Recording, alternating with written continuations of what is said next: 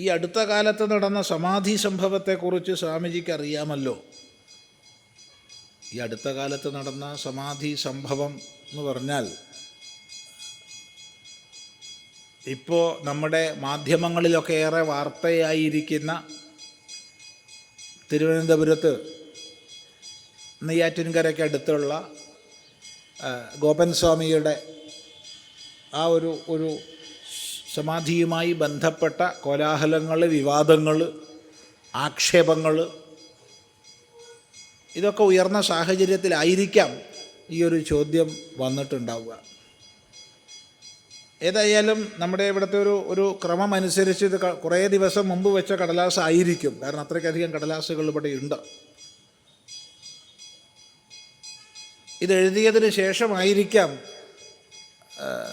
പോസ്റ്റ്മോർട്ടത്തിൻ്റെ റിപ്പോർട്ടുകൾ പുറത്തു വന്നത്.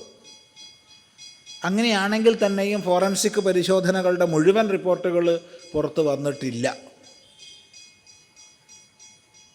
അതുകൊണ്ട് ആ ഒറ്റ വിഷയത്തിലേക്ക് മാത്രം കേന്ദ്രീകരിച്ച് നമുക്ക് സംസാരിക്കാൻ കഴിയില്ല. മറിച്ച് സമാധി എന്നുള്ളതിനെക്കുറിച്ച് അല്പം ചിലത് പറയാം. അല്പമേ പറയാൻ നോക്കൂ, അത്രയും നിഗൂഢ വിഷയമാണ്. നിഗൂഢങ്ങളായ വിഷയങ്ങൾ ഒരു പൊതുസമൂഹത്തിൽ പറഞ്ഞാൽ പലപ്പോഴും ധരിച്ചില്ലാച്ചാൽ കുഴപ്പമില്ല, തെറ്റിദ്ധരിച്ചാൽ കുഴപ്പമാണ്.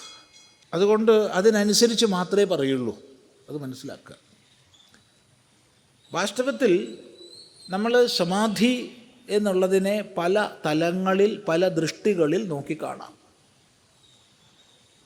വേദാന്തശാസ്ത്രത്തിനനുസരിച്ച്, വേദാന്തശാസ്ത്രം മാത്രമല്ല സനാതനധർമ്മം, വേദാന്തം മാത്രമല്ല ഹിന്ദുത്വം, അത് പ്രത്യേകം മനസ്സിലാക്കുക.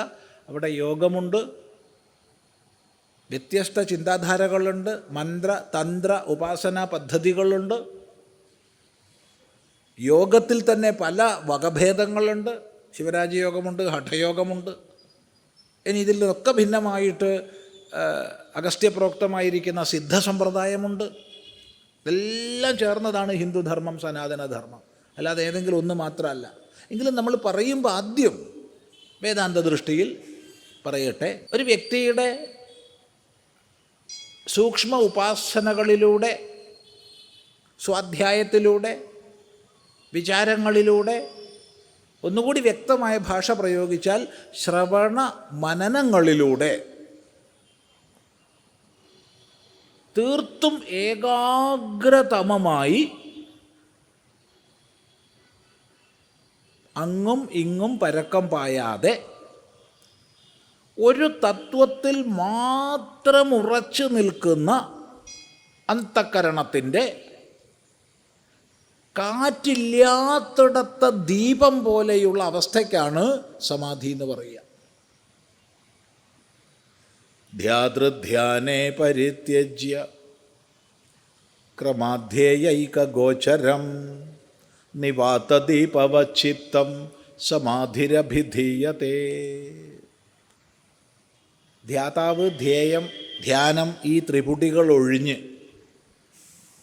ത്രിപുടികളൊഴിഞ്ഞ് കേവലമായ സത്യത്തിൽ മാത്രം ഉറച്ചു നിൽക്കുന്ന കാറ്റില്ലാത്തിടത്ത ദീപം പോലെയുള്ള അന്ധകരണ സ്ഥിതിക്കാണ് സമാധി എന്ന് പറയുക.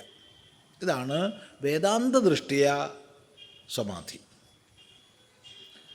ഈ സമാധിയിലേക്ക് എത്തിച്ചേരുന്ന തലങ്ങളെ യോഗശാസ്ത്രങ്ങളിൽ സമാധി എന്ന് പറയാറുണ്ട്. അവിടെയാണ് സബീജ സമാധി, നിർബീജ സമാധി എന്നൊക്കെ പല തരത്തിൽ, അല്ലെങ്കിൽ സവികൽപ്പ സമാധി, നിർവികൽപ്പ സമാധി എന്നൊക്കെ പല ഭാഷകളിൽ പറയുക. പക്ഷെ അവിടെയും ആത്യന്തികമായി നിർവികൽപ്പ സമാധി മാത്രമേ വേദാന്തിയുടെ ദൃഷ്ടിയിൽ സമാധിയുള്ളൂ. മറ്റത് സമാധിയിലേക്ക് എത്തിച്ചേരുന്ന സൂക്ഷ്മ അവസ്ഥകളാണ്. മനസ്സിലാക്കുക. ഈ സമാധി ബ്രഹ്മചാരി, ഗൃഹസ്ഥൻ, വാനപ്രസ്ഥൻ, സന്യാസി എന്നൊന്നും വ്യത്യാസമില്ല. സാധനയിലൂടെ, വിചാരത്തിലൂടെ, സ്വാധ്യായത്തിലൂടെ, അതിസൂക്ഷ്മ സാധനകളിലൂടെ ഏതൊരു മനുഷ്യനും പ്രാപിക്കാവുന്നതാണ്. ഇനി സമാധി ശബ്ദത്തിന് വേറൊരർത്ഥം, സമാധീയന്തേ ചിത്തവൃത്തയഃ യസ്മിൻ. അതായത് നമ്മുടെ വൃത്തികളൊക്കെ അന്തഃക്കരണത്തിൻ്റെ സകല വൃത്തികളും എവിടെയാണോ സമീകരിക്കപ്പെടുന്നത്, ഏകീകരിക്കപ്പെടുന്നത്, അതാണ് സമാധി എന്ന് പറയുമ്പോൾ ആത്മാന്നർത്ഥം വരും സമാധിക്ക്. ഭഗവാൻ ഭാഷ്യകാരൻ ശങ്കരാചാര്യസ്വാമികൾ ഭഗവത്ഗീതാ ഭാഷ്യത്തിൽ പല സന്ദർഭങ്ങളിലും ഈ അർത്ഥമാണ് സമാധിക്ക് സ്വീകരിച്ചത്, ആത്മാ എന്ന്. ഇപ്പോൾ രണ്ടർത്ഥം പറഞ്ഞു. ഇനി നമുക്ക് യോഗസാധനകളിലേക്ക് വരുമ്പോൾ, പ്രത്യേകിച്ച് ഹഠയോഗത്തിൻ്റെ ഒക്കെ ഒരു സമ്പ്രദായത്തിലേക്ക് വരുമ്പോൾ,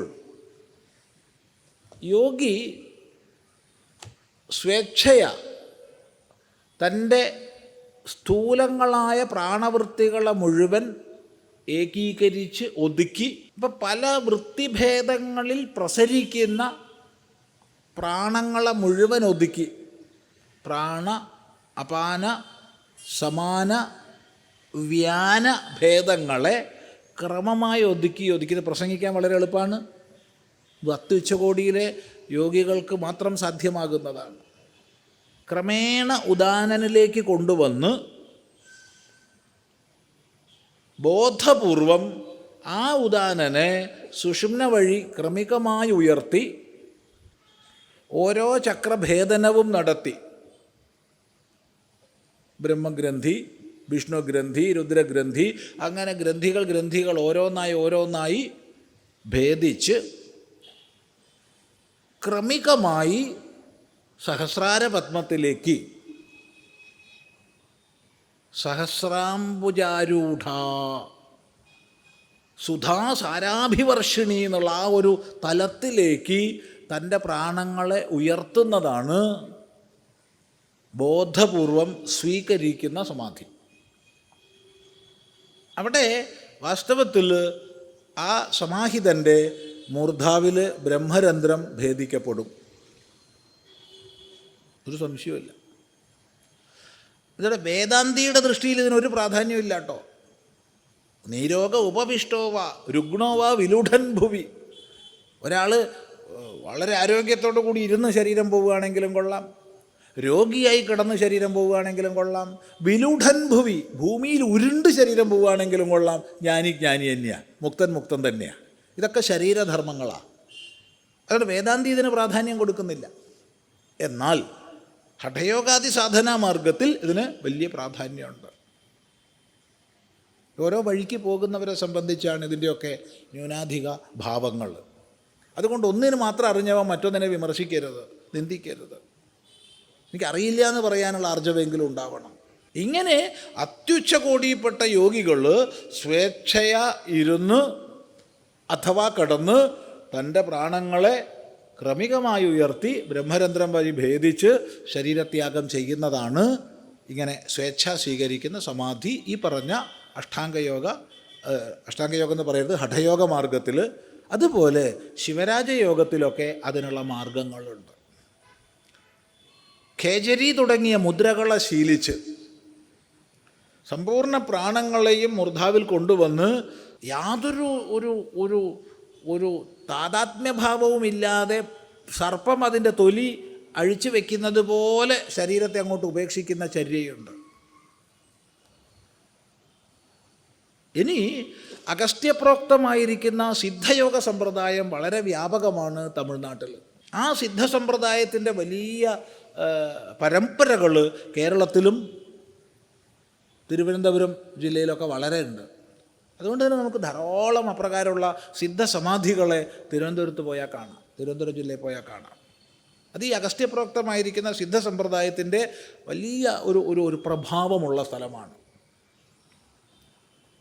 അവിടെ ഒരാൾ സ്വയം ശരീരം ഉപേക്ഷിക്കാൻ നിശ്ചയിച്ചാൽ ഈ പറഞ്ഞതുപോലെ അതെന്തുകൊണ്ട് നിശ്ചയിക്കുന്നു അയാൾക്കേ അറിയുള്ളൂ, നമുക്കറിയില്ല.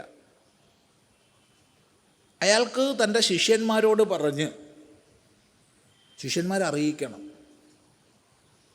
അല്ലെങ്കിൽ അയാൾക്ക് ഏകാന്തമായ കാട്ടിൽ, ഒരു മനുഷ്യനറിയാത്ത കാട്ടിൽ പോയിട്ട്, അല്ലെങ്കിൽ ഗിരിഗുഹയിൽ പോയിട്ട്, പിന്നെ നദീപുളിനത്തിൽ പോയിട്ട്, നദിയുടെ തീരത്ത് പോയിട്ട് ഒക്കെ ചെയ്യാം. അവിടെ ശിഷ്യന്മാരൊന്നും അറിയിക്കേണ്ട ആവശ്യമില്ല. എന്നാൽ ജനങ്ങൾ വസിക്കുന്ന സ്ഥലത്താണെങ്കിൽ തീർച്ചയായിട്ടും ശിഷ്യന്മാരെ അറിയിക്കണം. എന്നിട്ട് അതിന് കണക്കൊക്കെ ഉണ്ട്. ഇത്ര ആഴമുള്ള കുഴി എടുക്കണം, ആ കുഴിയുടെ വലുപ്പം വേണം, അതിൽ അനായാസമായി ഇരിക്കാൻ പറ്റണം. ഇനിയിപ്പോൾ അതിൻ്റെ വലുപ്പമൊന്നും ഇപ്പോൾ ഇവിടെ പറയാൻ പോണില്ല, പൂർണ്ണമായിട്ടോട്ട് നമുക്കറിയേയില്ല. അത് അറിഞ്ഞെടുത്തോളം 10 അടി നീളവും വീതിയുള്ള കുഴി ആദ്യമേ ഉണ്ടാക്കി, അതിനുള്ളിൽ 6 അടിയുള്ളത് ഉണ്ടാക്കി, അതിനുള്ളിൽ പത്മാകാരമായിട്ടുള്ള ഇരിപ്പിടം ഉണ്ടാക്കി, അതിൽ ദർഭ വിരിച്ചിട്ടാണ് ഇരിക്കേണ്ടത്. അങ്ങനെ അയാൾ ഇതിനി പറയണത് കൊലപാതകത്തിന് പ്രേരിപ്പിച്ചു എന്നൊക്കെ പറഞ്ഞ് കേസ് വരും കേട്ടോ. ഇനി പറയാൻ പോണത് പറഞ്ഞാൽ അയാൾ തൻ്റെ പ്രാണങ്ങളെ ശരിക്ക് ആയമിച്ച് ഉദാനനിൽ മാത്രം ഒതുക്കുന്ന സമയം വരുമ്പോഴത്തേക്ക് ദേഹം കഴുത്തിന് താഴോട്ടുള്ളത് നിശ്ചലവും. അങ്ങനെ നിശ്ചലമായാൽ ഈ ശിഷ്യന്മാരാണ് അത് മണ്ണ് തുടങ്ങിയവ ഇട്ടിട്ട് ഇതുവരെ മൂടേണ്ടത്.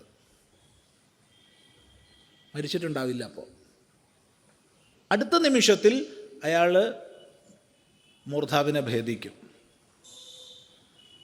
ആ സമയത്ത് ഭസ്മം കൊണ്ട് ഊർധ്വസ്ഥാനവും മൂടണം.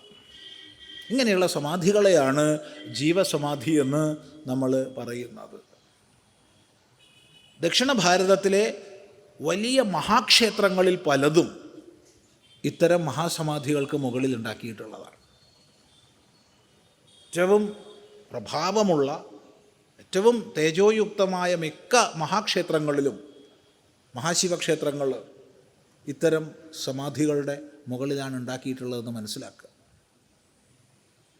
ഇതിനെയൊക്കെ നിന്ദിക്കാനും അപമാനിക്കാനും അവഹേളിക്കാനും മെനക്കെടുന്നുണ്ടല്ലോ പലരും. അവർക്ക് എന്തെങ്കിലും ഇതിനെക്കുറിച്ച് അറിയോ? എന്തെങ്കിലും അറിഞ്ഞിട്ടാണോ പറയണത്? മരണമെന്ന് കേൾക്കുമ്പോൾ തന്നെ ഭയപ്പെടുന്നവർക്ക് ഇതൊക്കെ ചിന്തിക്കാൻ പറ്റുമോ? ഒരിക്കലും സാധ്യമല്ല. കാരണം മനുഷ്യൻ്റെ ഏറ്റവും വലിയ വിവരക്കേട് എന്താണെന്ന് ചോദിച്ചാൽ, ഞാൻ മനസ്സിലാക്കിയത് മാത്രം ശരി, എനിക്ക് മനസ്സിലാക്കാൻ പറ്റാത്തതൊക്കെ ദോഷം. ഓരോ കാലഘട്ടത്തിലും ഈ സോഷ്യൽ മൊറാലിറ്റി എന്നുള്ളത് മാറി വരും. സാമൂഹിക സദാചാരം അത് മാറി വരും. ഒരു കാലഘട്ടത്തിൻ്റെ മൊത്തം സമൂഹ മനസ്സിൻ്റെ ഒരു ഇന്നത് ഗുണകരമാണ് എന്ന സ്പന്ദനം നിലനിൽക്കുമ്പോൾ അതായിരിക്കും ആ സാമൂഹിക ക്രമത്തിൽ സാമൂഹിക സദാചാരം. ഇവിടെ വലിയൊരു ചർച്ച നിയമത്തിൻ്റെ ലോകത്തിൽ എപ്പോഴും നടക്കുന്നുണ്ട്. കാരണം ഈ കോൺസ്റ്റിറ്റ്യൂഷണൽ മൊറാലിറ്റി, സോഷ്യൽ മൊറാലിറ്റി ഇവ തമ്മിലുള്ള വ്യത്യാസം. കോൺസ്റ്റിറ്റ്യൂഷണൽ മൊറാലിറ്റിയിൽ നിന്ന് സോഷ്യൽ മൊറാലിറ്റി ഉണ്ടാവണോ, അല്ല സോഷ്യൽ മൊറാലിറ്റിക്ക് അനുസൃതമായിരിക്കണോ കോൺസ്റ്റിറ്റ്യൂഷണൽ മൊറാലിറ്റി? ഇത് വലിയ പ്രശ്നമാണ്, അതിലേക്ക് നമ്മൾ കടക്കുന്നില്ല. പക്ഷേ ഈ തർക്കം നിലനിൽക്കുന്നുണ്ട്. നിയമവിദഗ്ധർക്കിടയ്ക്ക് അന്നും ഇന്നും എന്നും നിലനിൽക്കുന്ന ഒരു തർക്കമാണിത്. ഒന്ന് നമുക്ക് ഉറപ്പിക്കാം, ഒരു രാജ്യത്തിൻ്റെ, രാഷ്ട്രം എന്ന് പറഞ്ഞിട്ടില്ല, ഒരു രാജ്യത്തിൻ്റെ സുഗമമായ ഗതിക്ക് സോഷ്യൽ മൊറാലിറ്റിക്ക് അനുസൃതമായിരിക്കണം ജുഡീഷ്യൽ മൊറാലിറ്റി, കോൺസ്റ്റിറ്റ്യൂഷണൽ മൊറാലിറ്റി. എന്നാൽ കോൺസ്റ്റിറ്റ്യൂഷണൽ മൊറാലിറ്റി ശക്തമായി ഇംപ്ലിമെൻ്റ് ചെയ്ത് കഴിഞ്ഞാൽ ക്രമേണ അതിനനുസരിച്ച് സാമൂഹിക നീതിബോധം, സദാചാരബോധം ഉയർന്നു വരും. ഇത് രണ്ടും പരസ്പര ബന്ധപ്പെട്ടതാണ്. അപ്പോൾ ഏതെങ്കിലും ഒരു കാലഘട്ടത്തിൽ ഉരുത്തിരിയുന്നതും മാറ്റത്തിന് വിധേയമാകുന്നതുമായ, ശ്രദ്ധിക്കണം, വളരെ വിഷമം പിടിച്ച ഒരു വിഷയമാണ് ഈ ചോദ്യത്തിലുള്ളത്. അതുകൊണ്ടാണ് വളരെ ശ്രദ്ധിക്കണം. എന്നാൽ മാത്രമേ നമ്മളെ ചിന്തകളൊന്നും, നിങ്ങൾക്ക് എതിർക്കാൻ അധികാരമുണ്ട്, ഇത് പറയുന്ന ആൾ എന്ത് തെറി വിളിക്കാനും നിങ്ങൾക്ക് അധികാരമുണ്ട്. പക്ഷേ ആശയം മനസ്സിലാക്കിയിട്ട് വേണം. ആശയം മനസ്സിലാക്കാതെ ആക്ഷേപിക്കാൻ പാടില്ല. ഇപ്പോൾ ഒരു കാലഘട്ടത്തിൽ നിലവിലുള്ള സാമൂഹിക അവബോധം അത് മറ്റൊരു കാലഘട്ടത്തിലെ മറ്റൊരു ദേശവിശേഷത്തിലെ സാമൂഹിക അവബോധമായിട്ട് തട്ടിച്ചു നോക്കുക, തുലനം ചെയ്യുക അസാധ്യമാണ്. നിരന്തരം മാറ്റങ്ങൾക്ക് വിധേയമായി കൊണ്ടിരിക്കുന്ന ഒന്നാണ് സാമൂഹിക നീതിബോധം, സാമൂഹിക സദാചാരം എന്നത്. നിരന്തര മാറ്റത്തിന് വിധേയമാണ്. ഒരു ഉദാഹരണം പറയാം. ഒരു 20 കൊല്ലം മുമ്പ് നമ്മളിവിടെ ഇരുന്ന് ഈ കോഴിക്കോട് ഇരുന്നിട്ട് സംസാരിക്കാമെന്ന് വെച്ചോളൂ. നീ അറിഞ്ഞോ എന്ത് നമ്മുടെ കിഴക്കേലുണ്ടല്ലോ ഒരു യുവാവ് യുവതി ഒന്നിച്ച് താമസിക്കുക. അതിനെന്താ, നിനക്കെന്ത് വേണം, നല്ലതല്ലേ? അല്ല, അവരുടെ കല്യാണമൊന്നും കഴിഞ്ഞിട്ടില്ല അത്രേ.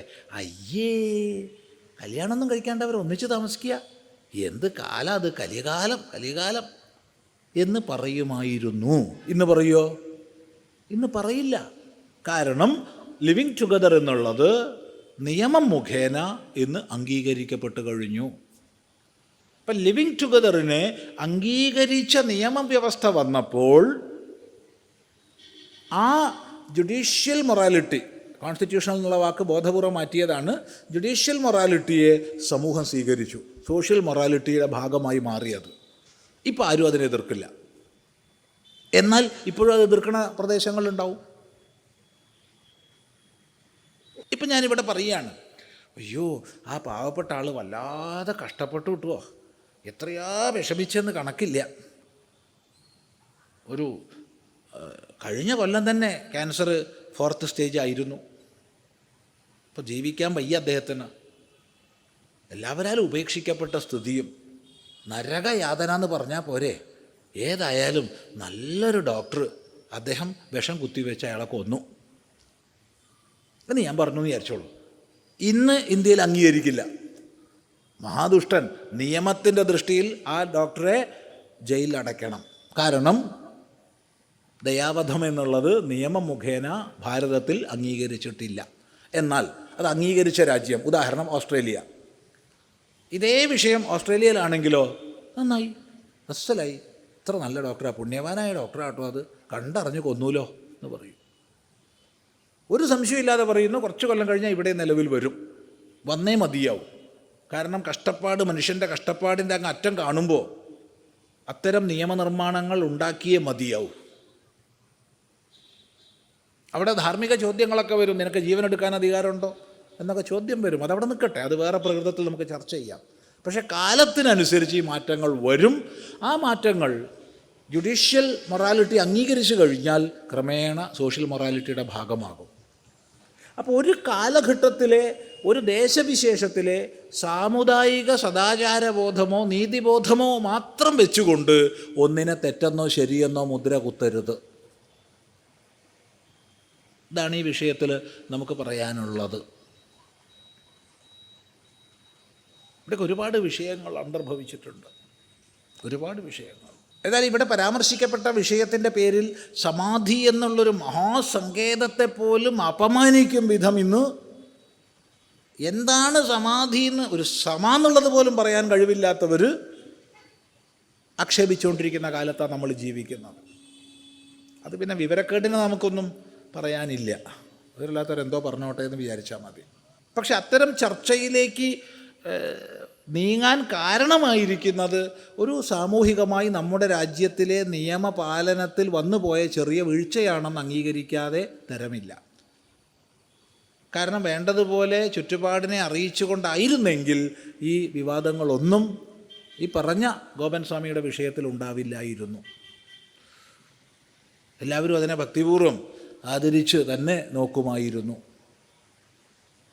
അപ്പം അതുകൊണ്ട് അദ്ദേഹത്തിനെക്കുറിച്ചുള്ള അഭിപ്രായത്തിലേക്കൊന്നും നമ്മൾ കടക്കുന്നില്ല. കാരണം അതെന്താണെന്നുള്ളത് ഇനിയും ഫോറൻസിക് പരിശോധനാ ഫലങ്ങൾ പൂർണ്ണമായി വന്നിട്ടില്ല. അതൊക്കെ വന്നാൽ തന്നെ അതിനെക്കുറിച്ച് അഭിപ്രായം പറയാൻ പാടുള്ളൂ, അല്ലാതെ ഒന്നും പറയാൻ പാടില്ല. പക്ഷെ സമാധി എന്നുള്ളത് ഇങ്ങനെയൊക്കെ ചില സങ്കേതങ്ങളുണ്ട് എന്ന് മനസ്സിലാക്കുക. ഒരു യോഗിക്ക്, അതുപോലെ ഒരു സന്യാസിക്ക് തൻ്റെ ശരീരം കൊണ്ട് തനിക്കൊരു പ്രയോജനം ഇനിയില്ല, കൃതാർത്ഥമായി കഴിഞ്ഞു. മറ്റുള്ളവർക്കും ഇതിനെക്കൊണ്ടൊരു പ്രയോജനവും ഇല്ല എന്നുറച്ചു കഴിഞ്ഞാൽ അത്യുന്നതമായ പർവ്വതത്തിന് മുകളിൽ നിന്ന് ചാടിയോ അഗ്നിയിലേക്ക് ചാടിയോ കുത്തിയൊഴുകുന്ന നദിയിലേക്ക് ചാടിയോ ശരീരം ഉപേക്ഷിക്കാം എന്ന് സ്മൃതിയുണ്ട്. സ്മൃതിയാണേ, സ്മൃതിയുണ്ട്. തനിക്ക് ഇതുകൊണ്ട് ഒരു പ്രയോജനവും ഇല്ല. അതൊരു നിരാശാബോധത്തിൽ നിന്നല്ല, അത് പ്രത്യേകം ശ്രദ്ധിക്കണം. ഇതിനെക്കൊണ്ടുള്ള പണി കഴിഞ്ഞു. എന്തിനു വേണ്ടിയിട്ടാണോ ഈ ദേഹം കിട്ടിയത് അതുകൊണ്ടുള്ള പണി കഴിഞ്ഞു. അതെനിക്ക് നേരത്തെ കഴിഞ്ഞിട്ടുണ്ട്. പിന്നെ എന്തിനാ പിന്നെ എത്ര കാലം ഇരുന്നത്? ഇതുകൊണ്ട് നാട്ടുകാർക്ക് ആർക്കൊക്കെ എന്തൊക്കെയോ ഉപകാരം ഉണ്ടായിരുന്നു. ശിഷ്യന്മാരെ പഠിപ്പിക്കാനോ മറ്റുള്ളവർക്ക് മാർഗദർശനം. ഇപ്പം അതിനൊന്നും കഴിയില്ല, ഒന്നും വയ്യ, വേണ്ട. എന്നാ പിന്നെ വലിയ പർവ്വതത്തിൻ്റെ മുകളിൽ നിന്ന് താഴേക്ക് ചാടുക, അല്ലെങ്കിൽ അഗ്നിയിലേക്ക് ചാടുക, അല്ലെങ്കിൽ ഭക്ഷണം കഴിക്കാതെ സ്വയം ഉപേക്ഷിക്കുക, ഭക്ഷണം നിർത്തുക, പ്രായോപവേശം ചെയ്യുക. ഇതൊക്കെ വിധിയുണ്ട്. ഇതൊക്കെ ലോകദൃഷ്ടിയിൽ ആത്മഹത്യയാവും. ലോകദൃഷ്ടി ഇപ്പോൾ നോക്കിയിട്ട് കാര്യമുണ്ട. ലോകദൃഷ്ടി മാറിക്കൊണ്ടേയിരിക്കും. ഇന്നത്തെ ലോകദൃഷ്ടി ആവില്ല നാളത്തെ ലോകദൃഷ്ടി. ശരി, ഏതായാലും കൊള്ളാം.